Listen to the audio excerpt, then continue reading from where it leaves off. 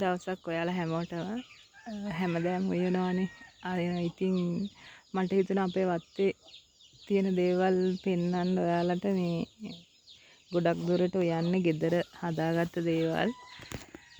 මේ තියෙන්නේ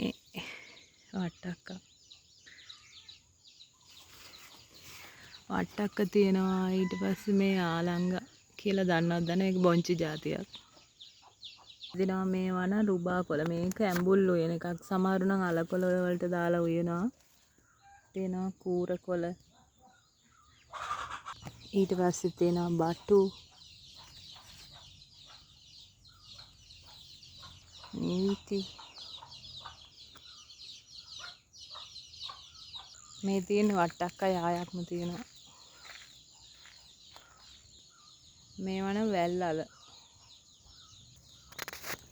අපි ඉන්නෙම අඹ වත්තකනේ. ඒ හින්දා ඕන තරම් අඹ තියෙනවා. මේ තමා චොචෝ. මේ තියෙන දඹල. ඒ අතර මේගොල්ලනුත් ඉන්නවා ඉතින්. මේ තියෙන ගම්බිත්තර. මඤ්ඤොක්කක් තියෙනවා ඉතින්.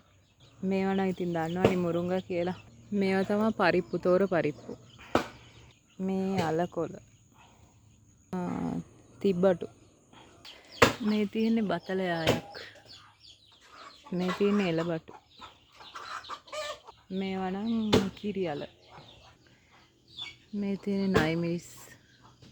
මේවා ඇවිල්ලා තම්පලා. මේවා නම් ඉතින් දන්නවනේ පැෂන් කියලා. මේ තියෙන්නේ කරපිංචා. එහෙනම් ඉතින් ආයෙත් වීඩියෝ එකකින් හම්බ වෙමු. සුබ දවසක්.